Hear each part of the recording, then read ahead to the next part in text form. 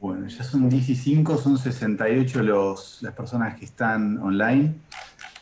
Cuando quieran podemos dar comienzo a la actividad, si es que están de acuerdo. Dale, arrancamos. Aprovecho de darles la bienvenida. Mi nombre es Agustín Orlandi. Pido disculpas, apagué la cámara, tengo una conexión muy inestable. Pero bueno, quiero darles la bienvenida a este workshop promovido por Jorge Ataguile y a cargo de Rodrigo Melo y Sergio Martínez. Este es en el marco de los programas de workshops y meetups que realizamos de recursos humanos con la iniciativa de nuestros dos compañeros, Rodrigo y Sergio. Queríamos, digamos, transmitirle la importancia de esta herramienta y ahora cedo la palabra a Jorge, que va a contarnos un poquito más el por qué, cómo surgió este evento y por qué la importancia de querer transmitírselo a todos ustedes. Así que bueno, muchas gracias y bienvenidos. Vamos a aprovechar también, recordar para silenciar todos los micrófonos y les pedimos por favor que para no interrumpir la exposición de los oradores, tomen nota, digamos, de las preguntas que vayan surgiendo y al final de la charla podremos volcarlas dentro en el chat. Pero pedimos por favor que tomen nota en papel y lápiz o en algún archivo paralelo al de exposición para luego compartirlo en el chat y no interrumpir la exposición de Sergio y de Rodrigo, por favor. Muchas gracias. Jorge, cedo la palabra. Gracias, Agus. Bueno, buenos días a todos, ¿cómo están? En primer lugar, muchas gracias por sumarse y participar de este workshop, que estamos seguros será de mucho interés para cada uno de ustedes.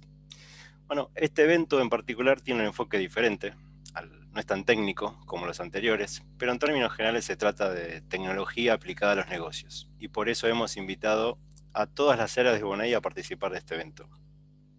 A modo introductorio, como pueden ver ahí, vamos a intentar responder 4 preguntas generales que nos servirán para entrar en el contexto de la charla. La primera, vamos con la primera. ¿Por qué estamos convencidos que la inteligencia artificial es un tema muy interesante para todos? Bien, como ya sabemos, la IA ya está en nuestra vida cotidiana de la mano de todos los dispositivos inteligentes con los cuales convivimos a diario. Pero lo que aquí trataremos es el impacto de IA en nuestro ámbito laboral y cómo, tarde o temprano, modificará nuestra manera de trabajar. ¿Y cómo entendemos será afectada nuestra manera de trabajar? En el sentido que las tareas repetitivas de cualquier índole, área y especialización serán tarde o temprano inteligentemente automatizadas. Y tenemos que tomar esto como un hecho. La única pregunta es ¿cuándo? Y respecto a la siguiente, ¿quiénes serán desafiados? Bueno, acá tenemos 2 puntos importantes a destacar. El primero es considerar que las tareas repetitivas son solamente ejecutadas por posiciones o cargos operativos es un error.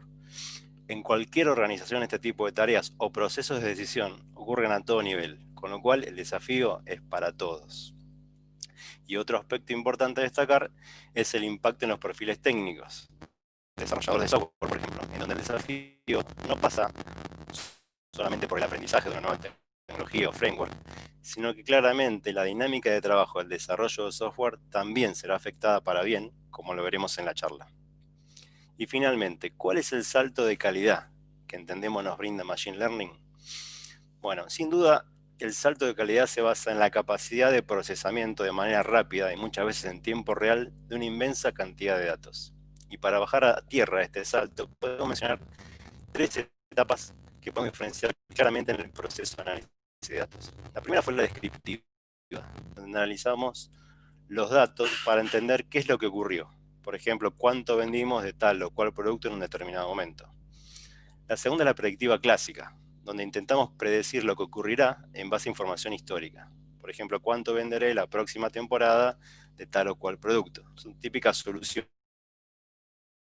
de Machine Learning. Y a partir de aquí es donde se produce ese salto de calidad que mencionábamos, con lo que denominamos la predicción inteligente, ya que implementando lo que mencionamos anteriormente sobre la capacidad de procesamiento, tenemos la chance de sumar más información de contexto, lo que nos permite lograr un análisis más realista de futuros escenarios, logrando un nivel de predicción terriblemente superior. Y por último, que es donde se encuentra esta evolución en el análisis de datos, es importante que sumemos otro concepto, el análisis prescriptivo. Es decir, el análisis no solamente nos dice qué ocurrió, sino lo que debería ocurrir, y además nos sugiere qué deberíamos hacer para lograr nuestro objetivo. Es decir, nos orienta hacia la mejor toma de decisiones para optimizar nuestros procesos de negocios. Incluso, en algunos casos, hasta puede llegar a tomar las decisiones por nosotros. Pero no todo estará resuelto por la IA. Por eso los humanos necesitamos entender el funcionamiento de estas nuevas tecnologías para mejorar y posicionarnos de tal manera que nuestro aporte sea enriquecedor y complementario. Sergio y Rodrigo, en este workshop, nos ayudarán a conocer, entender y materializar cómo podría ser nuestra interacción e integración con esta tecnología, identificando ejemplos de aplicación reales en los que buscaremos al menos representar un proceso de cada área de nuestra organización. Así que muchas gracias por sumarse, que lo disfruten, del paso a Rodrigo. Bueno, muchísimas gracias Jorge por la intro, bienvenidos a todos. Vamos, ok.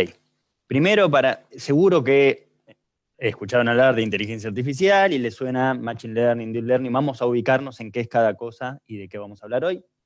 Inteligencia artificial es un concepto, digamos, como palabra se acuñó alrededor de 1956, se venía pensando, bueno, la idea de inteligencia artificial es cualquier mecanismo, cualquier programa que de alguna manera imita el comportamiento de la inteligencia humana. Así que cualquier cosa que entre en esa categoría está dentro del paraguas de inteligencia artificial, es el tema global, ¿no? Machine Learning en particular, empezaron a aparecer el concepto y los algoritmos a mediados de los 80, digamos, es una especialización de inteligencia artificial donde la idea es dotar a un programa con la capacidad de aprender una tarea específica. Entonces, en vez de decirle ante tal entrada reaccionar de tal manera, uno le muestra muchas entradas, a veces le muestra la salida, y el programa solo aprende cómo tiene que reaccionar. Y Deep Learning es una especialización de Machine Learning.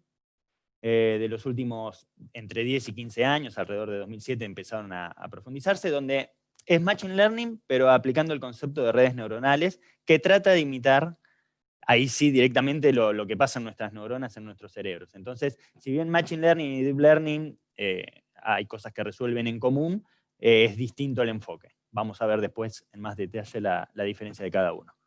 Pasemos, Sergio. Una pregunta es, bueno, me venís hablando de 1956, de mediados de los 80, ¿por qué ahora este boom y parece que está en todos lados?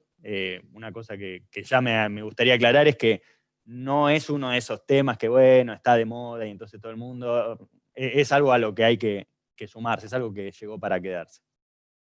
¿Por qué ahora? Bueno, por un lado, como en cualquier temática, los algoritmos fueron avanzando, no son los mismos los primeros de mediados de los 80 que los actuales. En todo lo que es inteligencia artificial y sus subcategorías como Machine Learning, hubo épocas de meseta, o sea, hubo una época donde alguien descubrió algo, todo el mundo se emocionó, se volcó a eso y después años de inactividad. Es una característica que viene acompañando esta tecnología. Pero bueno, hoy en día contamos con algoritmos como los de Deep Learning que directamente imitan el funcionamiento del cerebro, que son muy avanzados. Por otro lado, y no es novedad para nadie, menos si nos vienen escuchando de otras charlas, es el tema de la cantidad de datos. En los últimos 10, 15 años los datos crecieron de manera exponencial y una característica de Machine Learning para que un programa pueda aprender necesita muchísimos datos. Así que hayan crecido muchísimo los datos va de la mano. Piensen que todos tenemos una mini computadora en los bolsillos, estamos rodeados de dispositivos de Internet de las cosas mandando datos. ¿Cómo aumentaron las resoluciones? Piensen hace 15 años, gracias si tenían una cámara en el celular y la verdad que ven hoy esa foto y no, son un montón de cuadraditos donde uno más o menos identifica. Piensen que hoy andamos en los 8K. Y bueno, también para que los que nos vienen siguiendo, ya nos habrán escuchado más de una vez con el tema de aceleración por hardware y FPGA. Los procesadores fueron avanzando siguiendo la tecnología y gracias a eso tenemos los programas que tenemos hoy en día. Y no sé, aplicaciones como Netflix son posibles hoy. Hace 15 años no eran posibles porque no había infraestructura. Ahora, para estos temas de Machine Learning y Deep Learning, que se necesita muchísima cantidad de procesamiento, hace falta ir más allá del procesador. Se necesita hardware específico y ahí aparecen también los GPU, las FPGA. Entonces también son tecnologías que llegaron digamos, al estado del arte recientemente. Entonces, en esta conjunción de cosas estamos hoy en día pudiendo aprovechar estos algoritmos y estas tecnologías. Para tener una idea, algo que ya vengo nombrando, en una programación clásica, cuando uno le dicen, bueno, programame una solución, uno conoce los datos, piensa reglas, bueno, cuando viene este dato que tiene esta característica, hago tal o cual cosa, esa regla puede ser una cuestión ecuación matemática también, la representa programáticamente y obtiene las respuestas, ¿sí? Esto es una programación clásica. Ahora, hay cuestiones de la programación clásica que, ¿qué pasa cuando se empieza a hacer un problema complejo? Porque si a uno le dicen, che, haceme un programa que compare cuadrados negros con círculos blancos, y uno puede hasta hacer algo que diga, bueno, si es negro es cuadrado, si es blanco es círculo. Pero ¿qué pasa cuando empiezan a aparecer distintos colores? Cuando te meten un triángulo, ¿cómo escala el problema? ¿Qué pasa si te dicen, bueno, ahora no tenés la cámara enfrente de la imagen, lo tenés una cámara en la calle, en diagonal, en un auto en movimiento, y aparte está lloviendo, como en el día de hoy? O sea, se empieza a complejizar y esa condición inicial de, bueno, si es negro o blanco decido, no sirve para nada. Así que en esas situaciones pasamos a un ambiente más de Machine Learning, que se separa básicamente en dos fases. Por un lado está la fase de training, de entrenamiento de la red. Uno le va a estar proveyendo muchos datos, muchísimos datos, y quizás las respuestas a esos datos. Vamos a ver más adelante en los distintos tipos de Machine Learning cuándo van respuestas y cuándo no. Eso lo ingresa al algoritmo de Machine Learning y obtiene las reglas. O sea, lo que antes el programador codificaba, ahora el algoritmo lo deduce de las reglas. Entonces utiliza esas reglas y datos nuevos que están digamos, que interactúan en el modelo que se entrenó para obtener nuevas respuestas, para obtener predicciones. Ok, siempre, listo, nos olvidamos de la programación clásica y apliquemos siempre Machine Learning porque parece que es buenísimo. Bueno, hay ciertas consideraciones para hacer. Básicamente de cuándo no usarlo, aunque aplique, uno dice, en este problema puedo aplicar Machine Learning, pero bueno, veamos si vale la pena. Una de las cuestiones a evaluar es, ¿no puedo resolver lo que quiero directamente con matemática y estadística? Supongamos que te dicen, che, fíjense cómo vienen los precios de un producto y decime cuánto va a salir la semana que viene. Si lo único a mirar es cómo venía eso, quizás con una curva no tan compleja se resuelva. El tema de agregar Machine Learning es cuando aparte se agregan otras variables, más dimensiones al problema, no sé, hay una campaña de marketing asociada, o sea, con Machine Learning resuelven agregarle mucha más información, pero si lo único que están mirando es el valor numérico de algo, quizás se resuelva con matemática. Por otro lado, una cosa a evaluar es el tema de la efectividad. En Machine Learning no tiene las mismas reglas que un humano, sino que las infiere de los datos y no se llega al 100%, se llega a 99.1, 99.2, depende, habrá casos de 97% de efectividad, puede cambiar. Si uno tiene un problema donde tiene que contestar algo con el 100% de efectividad, hay que ver si se puede realizar manualmente, pero si se puede, quizás no sea la mejor solución ir por Machine Learning. Y después algo fundamental, esto es un sí o no, es la cantidad de datos y la calidad que tengan. O sea, si los datos están sesgados, no nos va a dar buena información. Y si la cantidad es muy pequeña, no nos va a servir. Piensen que para Machine Learning hay que pensar en por lo menos 1000 datos para que empiece a hacer algo. Y en Deep Learning, que suele ser usarse o imágenes o para procesamiento de audios y texto, estamos hablando de millones de muestras, que aparte hay que separarlas en un set de entrenamiento, otro de validación y otro de testeo, porque no puedo probar lo que le hice aprender digamos, con ese mismo set, porque entonces me puede hacer trampa el algoritmo y en vez de aprender se guarda para cada caso cuál es la salida, entonces no sirve ir por ese camino. Pasemos. Bien, venimos hablando de Machine Learning y Deep Learning, quizás todavía quedan algunas cositas dando vuelta por ahí. Imagínense para un caso de que le doy como entrada una imagen de un vehículo y quiero obtener a la salida si es un auto o no. En un caso de Machine Learning, además de tener las entradas, vamos a tener a una persona, típicamente un data science o el que trabaja directamente relacionado a Machine Learning, que va a extraer características. Va a hacer como una tabla donde va a ir poniendo, bueno, qué colores tiene el vehículo de entrada, qué formas, tiene ruedas, cuántas, va a ir extrayendo él características y esas características se las va a dar como entrada al algoritmo. En el caso de Deep Learning, alcanza con pasarle los datos de entrada. Las características las obtiene la misma red que está resuelto a través de una red neuronal, digamos, similar o tratando de imitar a cómo funciona el cerebro humano. En el caso de Machine Learning clásico es más matemática la cosa, por Deep Learning se va más por un modelo de redes neuronales. Vamos a pasar. Bueno, acá un poquito para que cada uno de los que está en la charla quizás se siente un poco tocado, yo estoy en tal parte, o sea, quizás estoy más cerca de meterme en temas de Machine Learning, y aparte pensando en recursos humanos y a la hora de evaluar una persona en una entrevista, como para ver por dónde vienen, digamos, sus conocimientos, nos puede servir tener estas nociones. Fíjense que en esta imagen lo central no es Machine Learning, que acá está representado como aprendizaje automático, que es la traducción que se le hace al castellano, sino que lo principal está enfocado en el Data Science. En todos lados, digamos, está aceptado que por lo menos un 70% del trabajo de un problema de Machine Learning es el procesamiento de los datos. Cuando uno empieza a aprender, suele encontrar datos listos para usar, entonces se preocupa por el algoritmo, pero en un caso real donde hay que analizar el problema del negocio, necesitamos una persona que sepa ver los insights del negocio. Obviamente, esperamos que haya alguien con el conocimiento concreto del negocio que trabaje junto al Data Science, pero el Data Science tiene que ser capaz de identificar algunos patrones que quizás para alguien que no está dedicado a eso no los ve, tiene que saber cómo proveérselos al algoritmo, cómo limpiarlos, cómo normalizarlos, tiene que saber bastante de matemáticas y estadísticas, va a tener que tener una parte de lo que es ciencia de la computación. Y bueno, eso también, piensen en una persona que dice saber de Machine Learning, porque programa, tienen que ver que también tenga un background matemático y estadístico, porque no es cuestión de agarro todos los algoritmos, le meto todos los datos y me fijo. Tener la noción matemática de lo que está pasando ayuda a ver cómo organizar los datos, cómo proveérselos al algoritmo, así que es importante también. Y como un pantallazo general, en esto se puede profundizar muchísimo y quizás lo hagamos en futuras ediciones, pero para que tengan una idea, Machine Learning se separa en 3 grandes tipos. Después aparecen combinaciones y otras cositas, pero por si se ponen a leer al respecto, van a ver rápidamente que se separa en aprendizaje supervisado, aprendizaje sin supervisar y aprendizaje por refuerzo.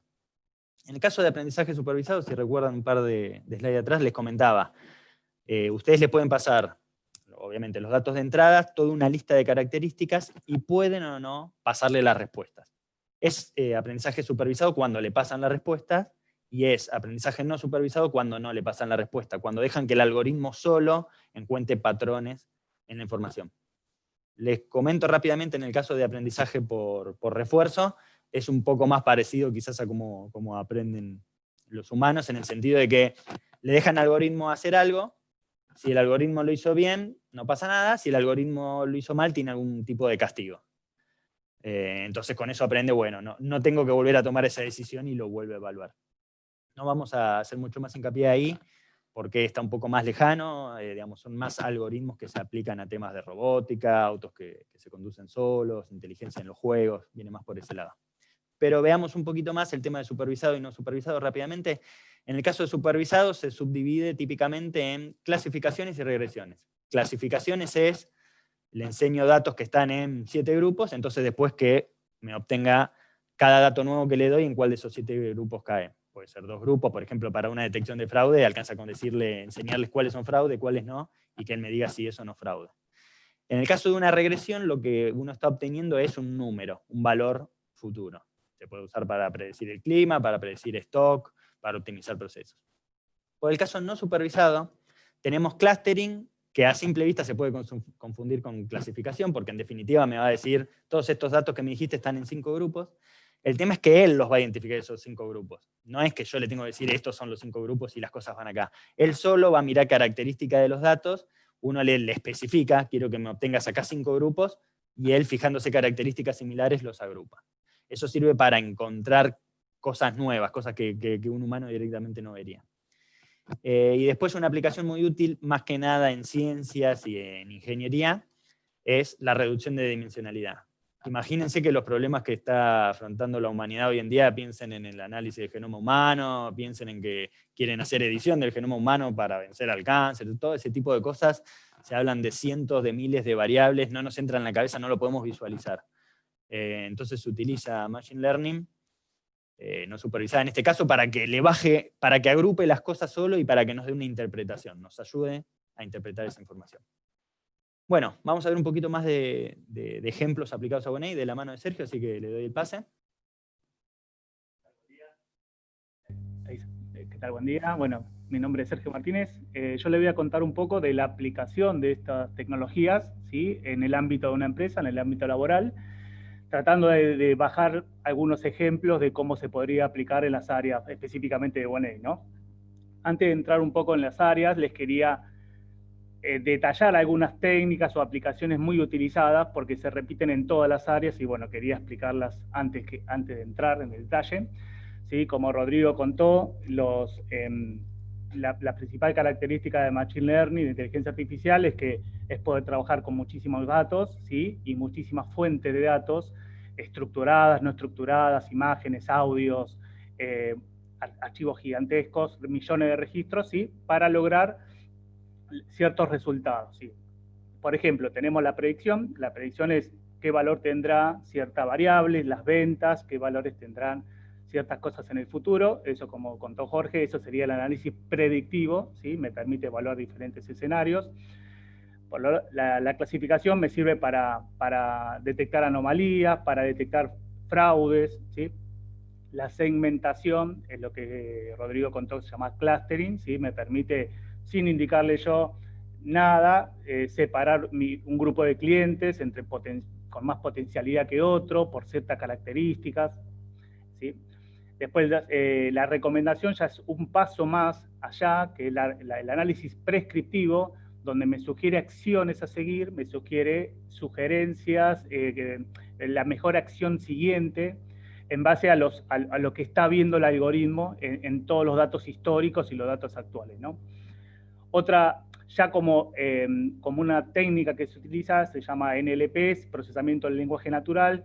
Se utiliza mucho en todo lo que tenga que ser voz o interpretación de texto, por ejemplo en los chatbots, traducir un audio a texto, entender el sentimiento que hay en ese texto. Poder consultar en lenguaje natural, ¿sí? Yo no tengo que escribir una consulta SQL para sacar un reporte, un dato. Le puedo preguntar al algoritmo, le puedo preguntar cómo van a ser mis ventas en 15 días y me está entendiendo esa consulta que yo le explico así. Bueno, y las técnicas de visión por computadora, bueno, me sirven para analizar videos, analizar gente que estoy entrevistando, hacer OCR. Bueno, estas técnicas son cross a todas las áreas. Todas las herramientas que vamos a ver utilizan algo de todas estas, por eso, bueno, quería detallarlas al principio, ¿no? Bueno, entrando un poco, no me deja avanzar, ahí está. Entrando un poco, vamos a ir repasando un poco cómo están aplicando Machine Learning en cada una de las áreas para entender un poco hacia dónde va la tecnología esta, ¿sí? No estamos recomendando herramientas, no que estas sean mejores que otras que existen, sino que nos parecieron interesantes de contar, ¿sí? Hay muchísimas, en cada rubro vamos a encontrar muchas, cientos, miles. Hay, obviamente, cuando hay un estadio de ¿cómo se llama? Cuando todo el mundo quiere demostrar que sus herramientas son inteligentes. Entonces, bueno, cuesta mucho diferenciar herramientas reales de gente que dice, bueno, sí, yo tengo mi herramienta es inteligente, ¿no? Por ejemplo, bueno, en la administración y finanzas, ¿qué nos puede aportar el Machine Learning? Bueno, básicamente, lo principal son las predicciones, ¿sí? Me puede aportar predicciones sobre el flujo de caja. A diferencia de lo que hay hoy, que quizás es un proceso más manual, más artesanal o basado, como contaba Rodrigo, en proyecciones más lineales, ¿sí? El Machine Learning me permite trabajar con muchísima más información, más datos históricos y fuentes de datos de todo tipo, ¿sí? Tanto internas, por ejemplo, conectado dentro de la empresa al ERP, a sistemas contables, a todo tipo de sistema de venta, de compras, todo, hoja de cálculo, cualquier tipo de información que yo tenga dentro de la empresa, y también sumarle datos externos que influyen en el resultado, que influyen en el flujo de caja, ¿no? O sea, inflación, tasa de interés de los bancos, precio del combustible, todo lo que en cada negocio pueda afectar el flujo de mi fondo, ¿no? Entonces, con toda esa información, el algoritmo es capaz de construir pronósticos mucho más precisos, ¿sí? Tomando, digamos, primero haciendo el trabajo, digamos, primero tomando toda esa información, haciendo la consolidación de datos necesaria y permitiéndome generar pronósticos, en principio pronósticos de referencia, para que un analista financiero los pueda estudiar, pueda entender cuáles son los factores que más influyen en las variables más influyentes en ese pronóstico, ¿sí? Pueda sumar su experiencia, pueda retroalimentar al modelo, ¿sí? Para hacerlo más preciso. El algoritmo algo muy común a todas estas herramientas es que cada vez se van a volver más precisas porque van pronosticando con un cierto grado de confianza, se van retroalimentando una vez que se llega al dato real, ¿sí? Se evalúa qué diferencia hubo y eso va retroalimentando el proceso. Entonces, el algoritmo va creciendo en conocimiento, ¿sí? Entonces, de esa forma, como lo puede realizar hasta en tiempo real, nos permite generar todo tipo de escenarios.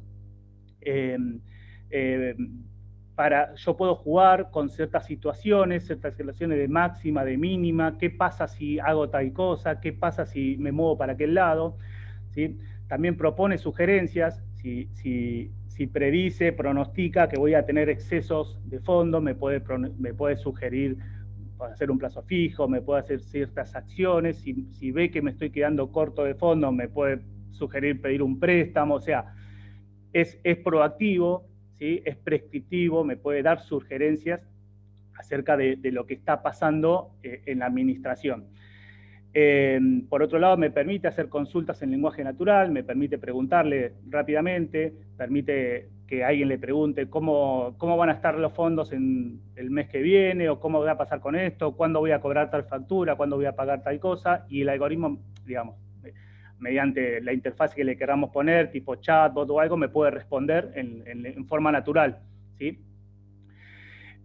Por otro lado, aplicando técnicas de Machine Learning, permite hacer auditorías inteligentes de gastos, permiten analizar un montón de información para detectar anomalías y en todo caso derivar a algún analista financiero para ver si hay evitar algún abuso, algún fraude en ese sentido. Y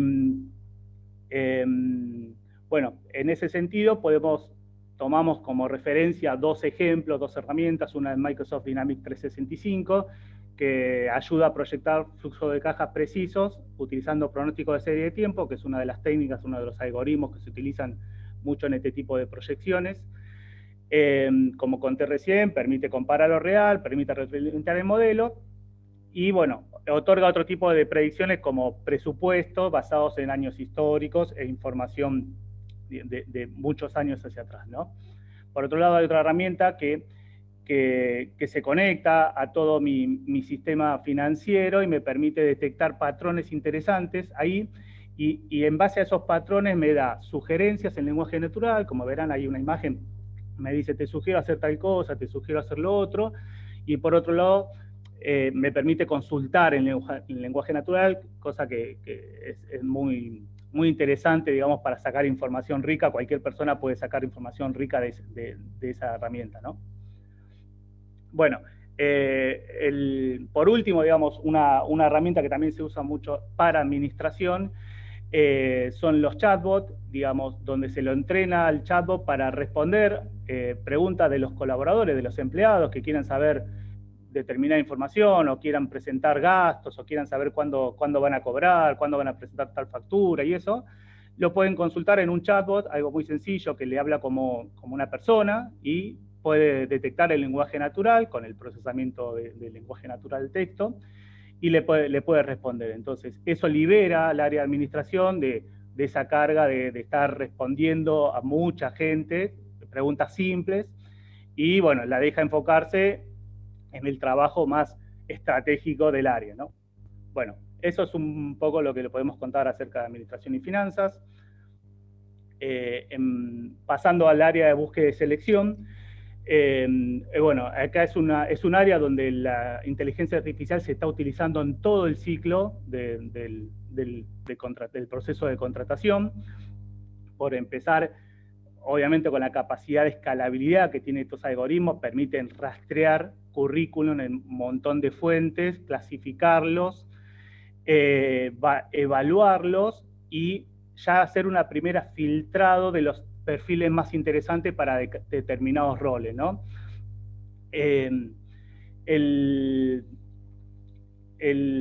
Una vez que se llegan a un filtro de un determinado grupo, que son los perfiles de mayor potencial, sí se deriva a los reclutadores para que sigan con el proceso normal de una entrevista presencial. Lo que intentan básicamente estas herramientas es reemplazar como la primera ronda de entrevistas, al ser tan multitudinario, al tomar tantos currículums, ¿sí? Sería imposible poder entrevistar personalmente a cada uno de los candidatos. Entonces, son herramientas muy potentes, por ejemplo, vía chatbots o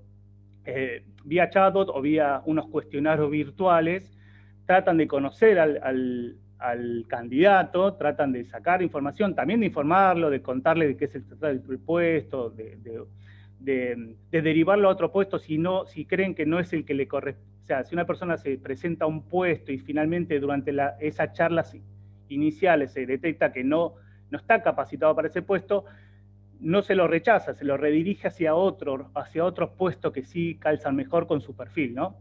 Entonces, hay toda una serie de herramientas a nivel de chatbot, a nivel de cuestionarios virtuales que están disponibles las 24 horas del día.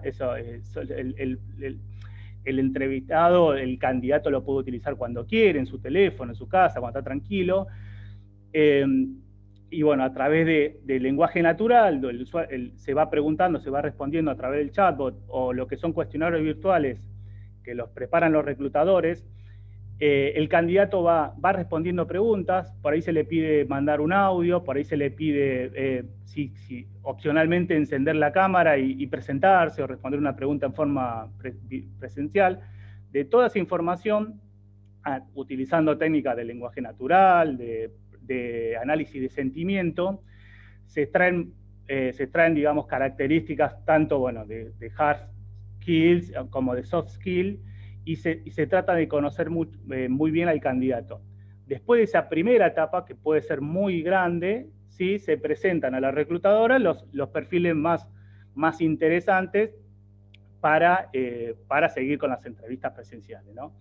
Entonces, como decía, estos algoritmos ayudan en la búsqueda, en esa preselección, en el macheo, para ver realmente si el candidato machea con el rol que está buscando o se le sugiere otro, porque también se hacen recomendaciones personalizadas según el perfil de candidato.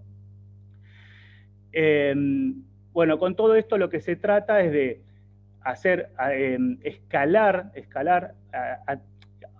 abarcar mucho más perfiles, ¿sí? Liberando al área de la primera ronda y dejándole más espacio, más tiempo para tareas donde el reclutador sí vuelca su conocimiento, su experiencia, su lado más humano, conociendo a la persona y realmente redirigiéndola y tomando la decisión final del proceso, ¿no? Una nota muy importante en esto, se ve mucho, digamos, en Estados Unidos, en Europa, se hace mucho hincapié en que las decisiones sean imparciales, no tengan un prejuicio voluntario o inconsciente sobre cuestiones prejuiciosas, ¿no? Puede ser el sexo, la edad, el nivel de ingreso, cualquier cosa que implique un prejuicio humano. Eso históricamente ha habido siempre. Eso se está evolucionando y estos algoritmos lo que ayudan es a tomar decisiones imparciales, ¿sí? No se toman en cuenta ninguna variable que pueda tener un sesgo ahí de discriminación. Esto hay que tomarlo con pinzas porque, como decíamos, el tema de los algoritmos es un arma de doble filo. Si yo alimento mi algoritmo con datos que ya tienen un prejuicio, por ejemplo, yo nunca tomé a una persona así, así, así para determinado puesto, el algoritmo va a aprender eso. Entonces, lo comento porque, bueno, todas las herramientas que se encuentran en general hacen hincapié en eso, hacen hincapié en una transparencia en la decisión, en preseleccionar candidatos en base realmente a sus skills, tanto duros como blandos, y no a su género, raza, color, edad y todos esos tipos de variables que tienen cierto sesgo, ¿no?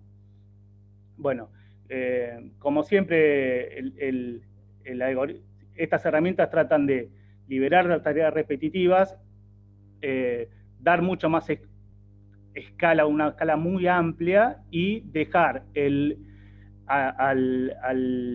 digamos, dejarnos las tareas más humanas, ¿sí? Con la decisión, con la experiencia, con el juicio que puede aportar la persona para los pasos finales, ¿no? Bueno, paso al siguiente área, recursos humanos. Bueno, recursos humanos, acá es donde más ha tardado la inteligencia artificial o machine learning en tomar forma, ¿sí? Obviamente se trabaja con personas, se mide personas, entonces es más difícil aplicar acá machine learning que en un área más numérica como puede ser administración, ¿no?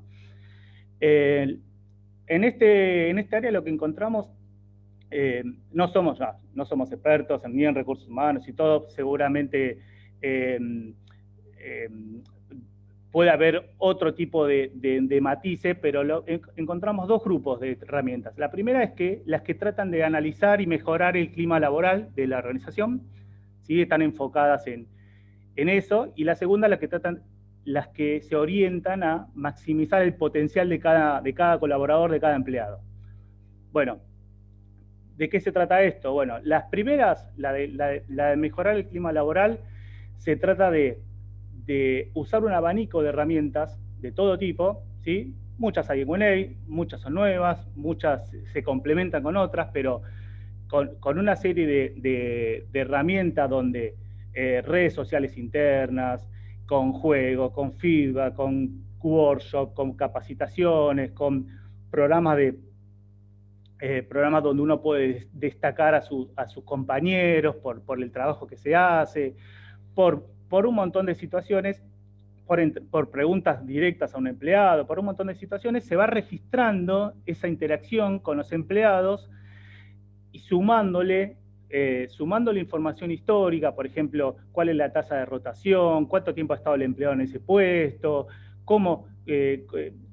qué sería el paso siguiente en su carrera laboral. Bueno, sumando mucha información histórica más el clima laboral que se logra detectar, estos algoritmos lo vuelcan en predicciones, en unos dashboards interactivos donde se puede ver en salud de la organización. Ese es el objetivo. Es una tecnología muy verde todavía, hay pocas herramientas de este tipo, pero bueno, ustedes verán, algunas encontramos, y uno puede ver en un pantallazo, en un mapa de calor, de gráficas, puede ver un poco la salud de la organización en ese momento, ¿sí?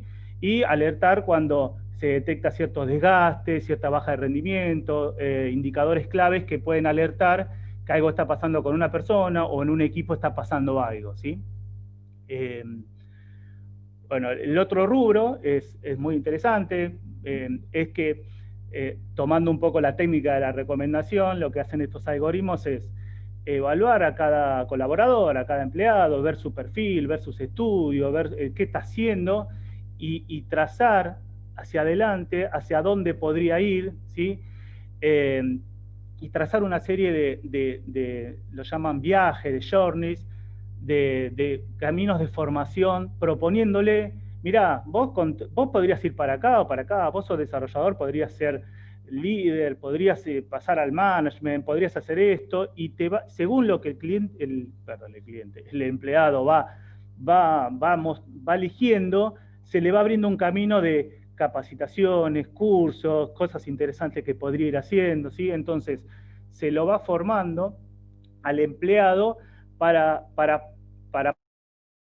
lo que, mirando eso, tomando en cuenta, dijimos, la capacidad, el estudio de cada empleado, las características de cada uno, pero también lo que necesita la empresa y lo que necesita el mercado, ¿sí? Entonces, es muy interesante porque es algo muy proactivo, ha cambiado el perfil con la transformación digital de las empresas.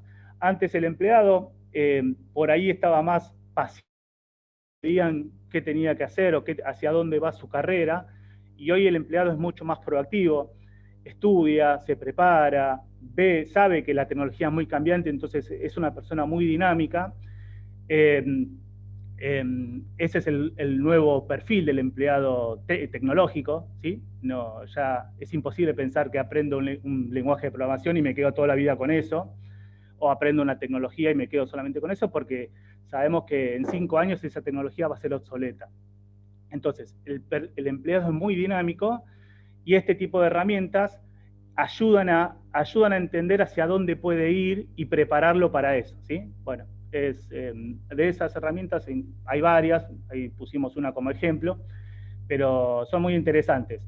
El objetivo final de estas herramientas es ayudar a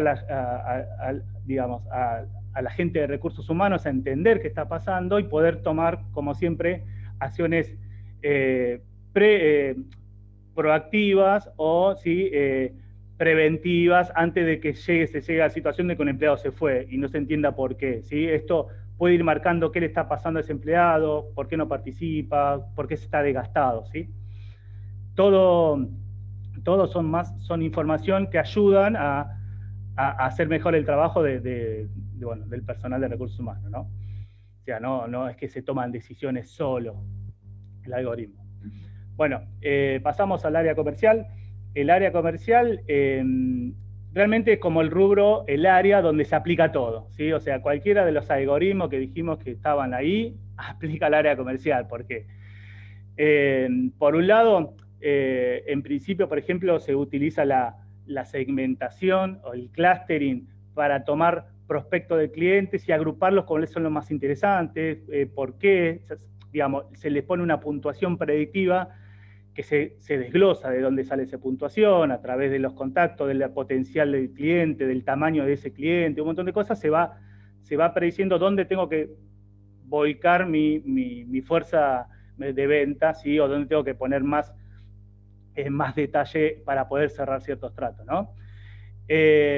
Atado a eso, por ejemplo, bueno, tengo pronóstico de ventas, ahí tengo predicciones, ¿sí? Me ayuda a seguir mis predicciones, también va aprendiendo y va mejorando. También es una tecnología proactiva. Este tipo de herramientas están como muy integradas con el CRM, entonces saben lo que está pasando, saben los contactos que voy con el cliente, sabe hacia dónde va la venta, en qué situación está, y me propone recomendaciones. Bueno, ahí menciono un software muy potente de Salesforce, se llama Einstein Analytics, donde tiene todo. Bueno, por ejemplo, tiene una tecnología que se llama Next Best Action, que me va proponiendo qué es lo que me conviene hacer después, según la situación que estoy con cada cliente, como para poder cerrar una venta o mantener a un cliente importante. Por el lado del servicio al cliente también se trata de pasar de ser reactivos a ser proactivos, a entender qué está pasando con esa relación que tengo con mi cliente, entender si se está desgastando, qué le puedo ofrecer, me va proponiendo mejoras en esa relación cuando ve que algo se está desgastando, ¿sí? Me genera alertas anticipadas de clientes en riesgo. Bueno, todo esto se utiliza todo tipo de tecnologías, se utilizan procesamiento de lenguaje natural para entender las charlas o la interpretación, digamos, de audios. Digamos, hay sistemas que están como muy integrados y se graban las charlas telefónicas con el cliente, se analiza qué se dijo. Bueno, son intrusivas porque están como muy metidas en todo el mecanismo de venta, ¿sí? Entonces uno puede elegir a qué tanta información le enchufa a cada una de estas herramientas, ¿no? Bueno, como siempre, el objetivo es que el área de ventas tenga mucha información, sepa ver cosas en los datos que por ahí es mucho para una sola persona entender qué está pasando, y bueno, y pueda tener sugerencias de pasos a seguir para asegurar ciertas ventas y mantener a clientes felices, digamos, en el servicio al cliente. Bueno, y bueno, pasando al último rubro que vamos a presentar, que es la Software Factory, aquí también, digamos, la tecnología de Machine Learning colabora en todo el ciclo de vida del desarrollo, ¿sí? Arrancando desde el análisis de requerimientos, donde hay ciertas herramientas de tipo asistente que me ayudan a escribir los requerimientos de forma inteligente, analizando proyectos anteriores, proyectos digamos, reglas que ya tienen en el modelo, me ayuda a ver si los requerimientos son ambiguos, están imprecisos, me ayudan a escribirlo de una forma mucho más precisa, bueno, utilizando el lenguaje natural, me sugiere mejoras y, bueno, ayuda a gestionar toda la trazabilidad, digamos, tanto en el desarrollo como en el testing y la entrega final, ¿no? Un ejemplo, bueno, muy, muy potente que vi es uno de IBM, se llama, bueno, IBM Engineering Requirements Quality Assistant, que tiene integrada la tecnología de IBM que se llama Watson, que es todo lo que es su módulo de inteligencia artificial. Así que, bueno, me pareció muy interesante. A nivel de proyecto, la gestión del proyecto también tiene la aplicación de tecnología de Machine Learning, ayuda a predecir con más exactitud el estado actual de un proyecto, los plazos de entrega, el calendario, evaluando las funcionalidades que tengo pendiente o que ya tengo hechas, el equipo que tengo, la performance, el historial de los miembros de mi equipo, cómo trabajaron bajo presión, bueno, tomando mucha información, saben que estos algoritmos trabajan con mucha información, toma en cuenta proyectos anteriores, velocidad actual, bueno, y todo eso para inferir lo que son plazos de entrega más realistas por ahí de lo que tengo pautado, ¿no? O sea, eso me da hay una imagen, me da con un cierto grado de precisión que, bueno, que obviamente va aprendiendo con el tiempo. Por otro lado, me ayuda a identificar riesgos. Bueno, cuando detecta anomalías en el curso del proyecto, me avisa a mí como PM que está pasando algo que no encaja bien en el proyecto, ¿no? Paso a la siguiente, ya entrando en lo que es el área de desarrollo, podemos hablar de muchas herramientas, pero en resumen, por ejemplo, hay un tipo de asistentes, se llaman de programación inteligentes, que ayudan al desarrollador, te va proponiendo mejoras, te va sugiriendo código a medida que vos vas escribiendo. Ese código está basado en un modelo predictivo que podés hacer con tus repositorios, con tu código, ¿sí?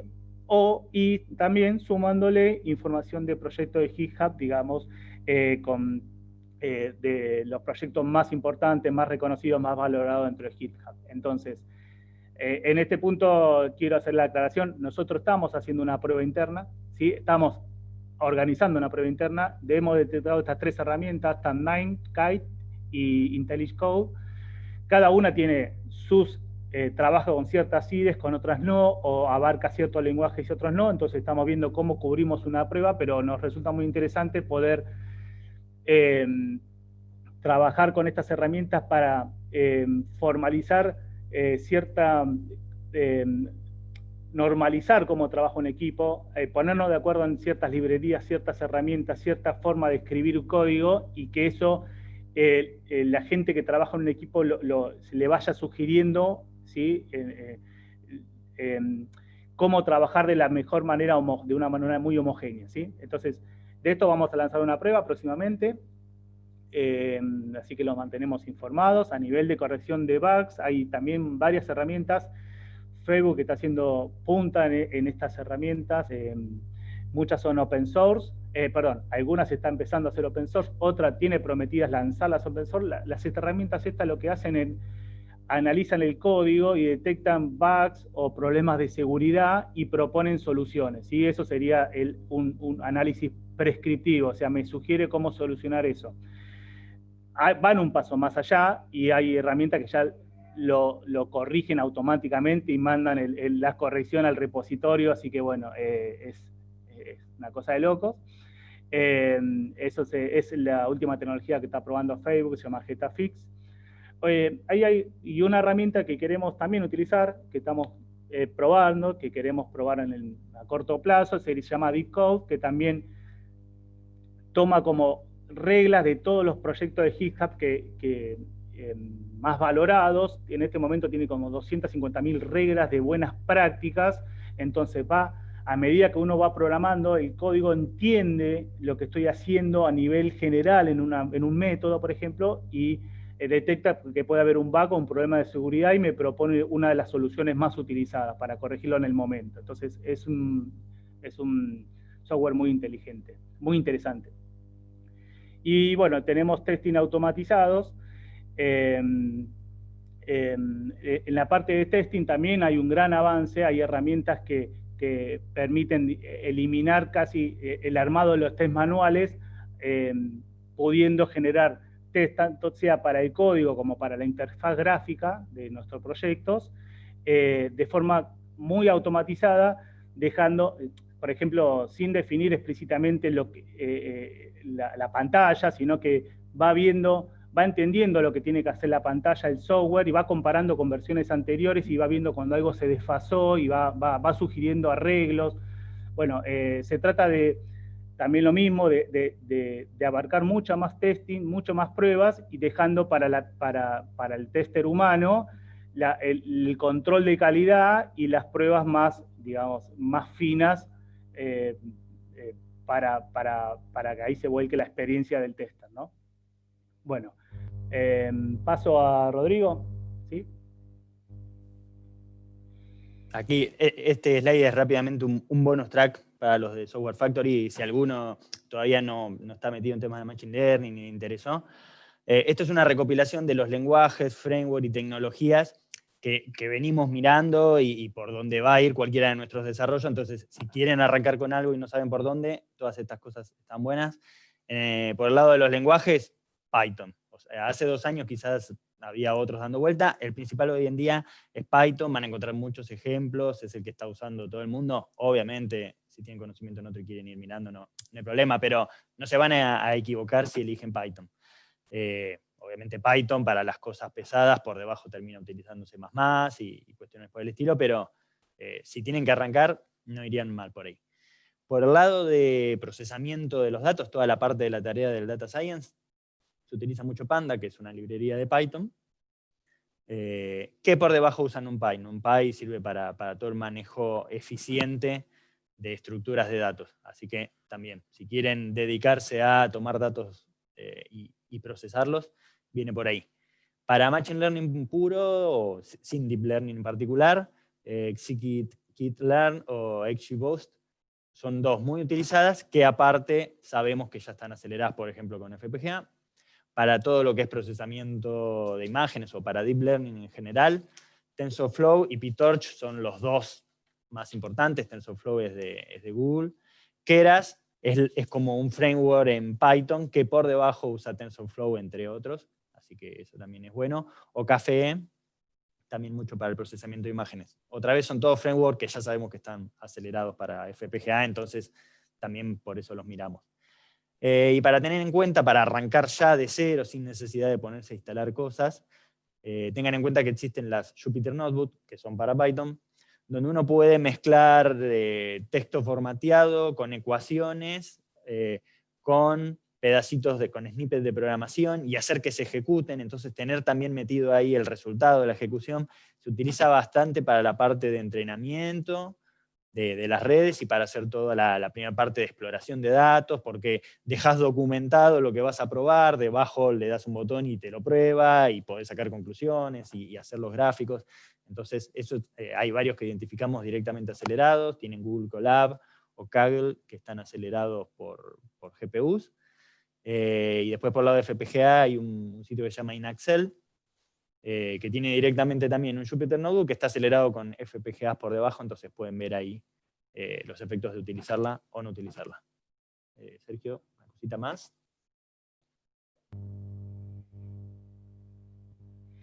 Bueno, antes del cierre, bueno, quería hablar un minutito acerca de 2 temas importantes, nos parecieron destacar en esta primera charla no tan técnica, que son los miedos que genera esta tecnología y las implicancias éticas también generadas por el Machine Learning, ¿no? Como decía Jorge al principio, es importante entender dónde afecta la inteligencia artificial, ¿no? Las tareas que se van a ver más afectadas son aquellas que son muy repetitivas.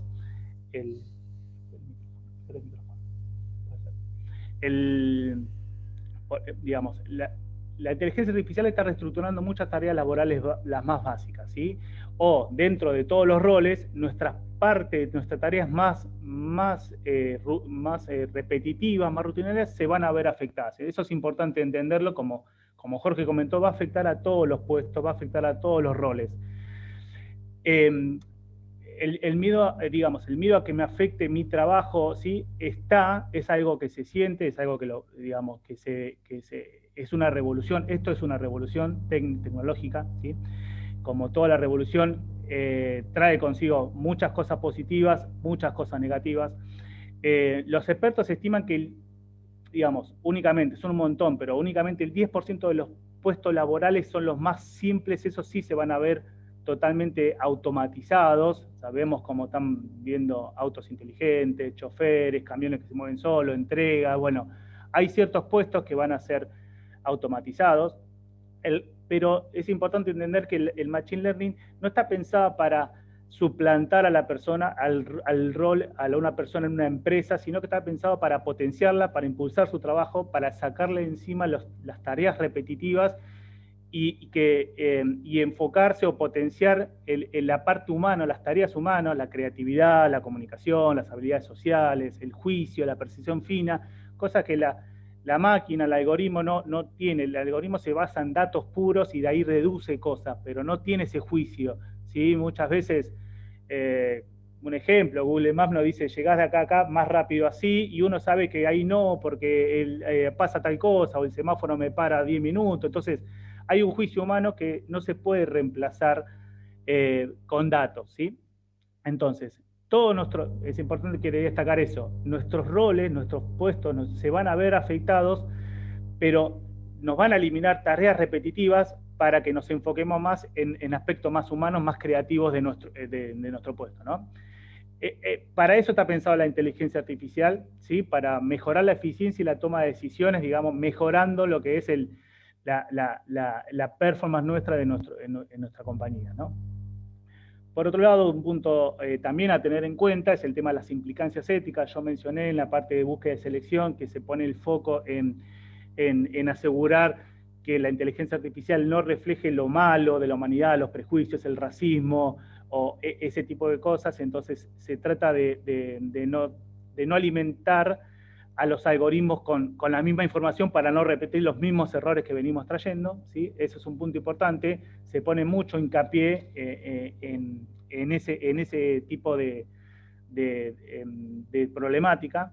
Y lo otro, también es cuidar la privacidad, ¿sí? Hay una línea muy fina entre necesito más datos para mejorar el clima laboral o tal cosa, o una venta, necesito más datos, y cruzar esa línea, ¿no? O sea, bueno, hay muchos ejemplos, malos ejemplos de aplicaciones mal empleadas de esta tecnología, grabaciones, cosas que pasan la línea de la privacidad, ¿sí? Entonces hay que tener mucho cuidado y ser responsables de cómo utilizamos estas técnicas para, como decimos, para potenciar, para mejorar, para mejores causas, y cuidando siempre la ética y la privacidad, ¿no?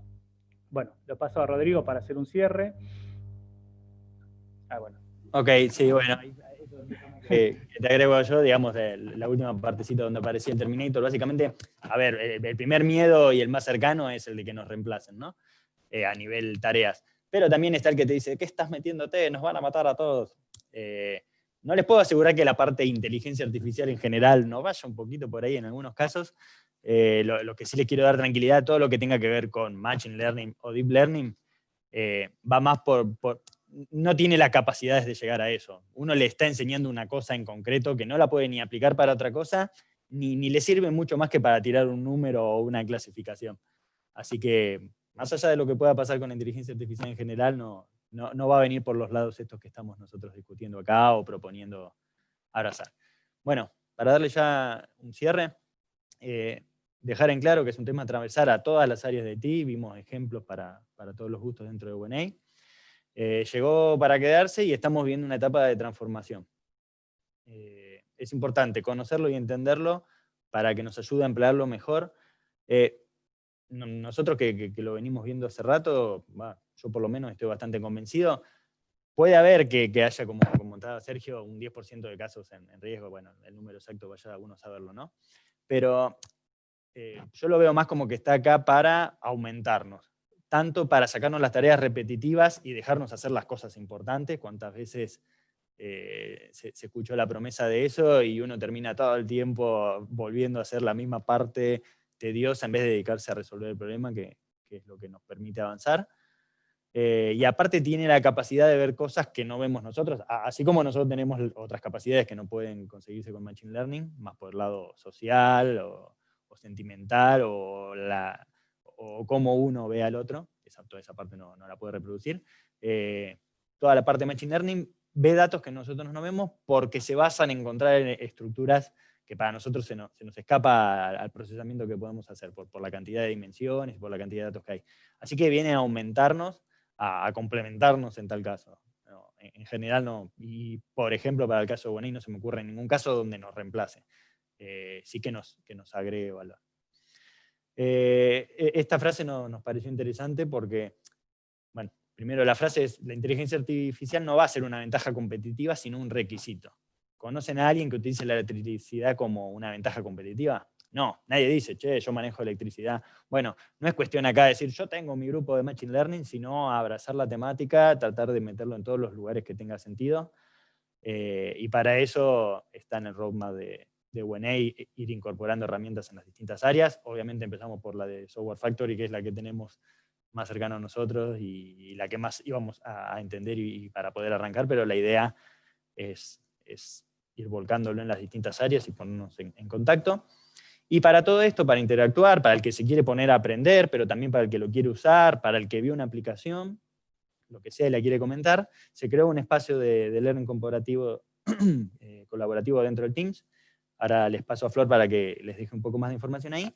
Pero bueno, déjenme decirles que la idea de esta primera reunión era sembrar la semillita, darles varios ejemplos como para ejercitar la cabeza, abrirla, y decir, esto ni se me había ocurrido, y quizás pueden empezar mirando algunos de estos ejemplos y los derivan en otros ejemplos y nos pueden comentar y los podemos analizar y ver cómo se puede incorporar. Así que bueno, te dejo, Flor, te doy el pase para que les comentes eso y bueno, no sé si tendremos algunos minutitos más para contestar alguna consulta, para abrir micrófonos. Bien, bueno, como decía Rodrigo, bueno, gracias.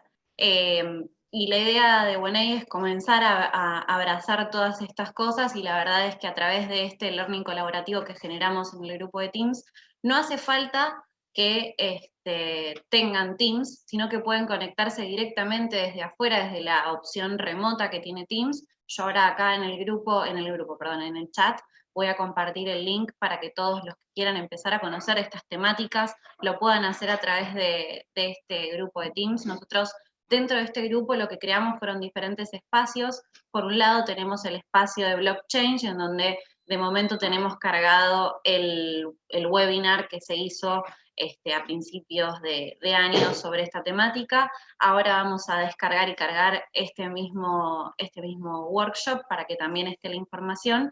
Y la idea es de empezar a colaborar entre todos, y como bien decía Rodrigo, empezar a poner información que vayamos encontrando, diferentes lugares donde podemos ver videos, información.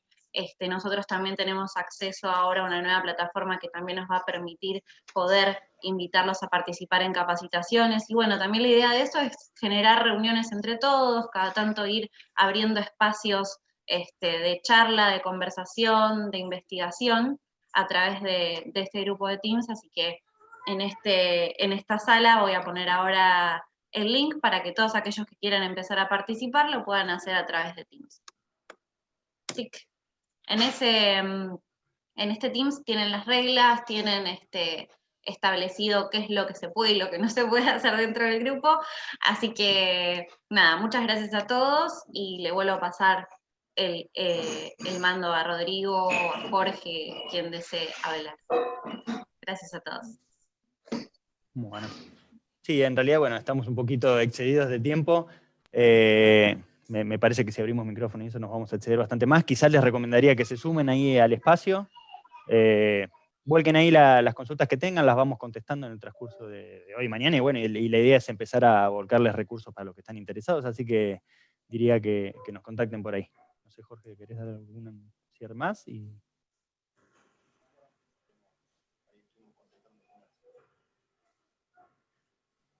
Ahí, perdón, Leandro, vi que pusiste la recomendación. Te invito a que participes en el chat, en el grupo de Teams, y que lo podamos dejar en archivos para que la gente que quiera entrar y leerlo lo pueda tener a mano.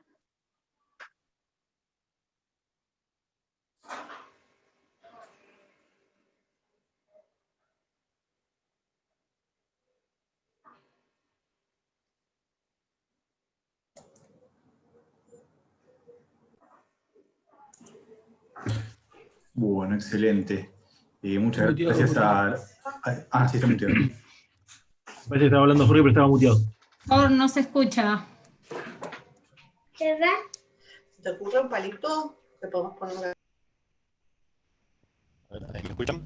Ahí está. Ahora sí. Perfecto, gracias por el aviso. Bueno, no, como le decían recién que Rodrigo y Sergio hemos tratado de... Sabemos que quizás volcamos muchos conceptos en una hora y pico, pero la idea era tratar de poner a la organización y a UNE en la misma página respecto de este tema a nivel introductorio, para luego ir profundizando en cada uno de los, o alguno de los temas que hemos presentado, y de hecho lo vamos a hacer con otros workshops y trabajando de manera directa con algunos de los equipos de trabajo, como decía Sergio. Así que nada, buscamos que esto es un disparador y que utilicen el canal para volcar todas sus inquietudes, así como está pasando en el chat ahora.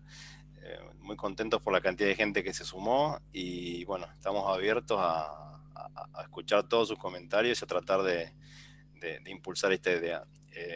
Para UNE será un desafío también incorporando dentro del roadmap de cada área, de cada equipo de trabajo, este tipo de tecnología, porque seguramente nos va a dar el crecimiento y el desarrollo organizacional al cual aspiramos, ¿no? Así que bueno, muchas gracias. Bueno, muchas gracias. Gracias. A todos, gracias a todos, chicos. Muy bueno. A todos. Muy bueno, Gracias. muy bueno. Muy bueno, gracias. Luego, chao. Nos vemos. Chao. Quienes quieran contar luego con el video podrán acceder a través de los distintos medios de publicación que vamos a estar comunicando y compartiendo con todos. Así que bueno, muchas gracias por haber participado, muchas gracias a los expositores y seguimos en contacto. Damos por finalizado el encuentro del día de hoy. Gracias. Nos vemos. Gracias. Gracias.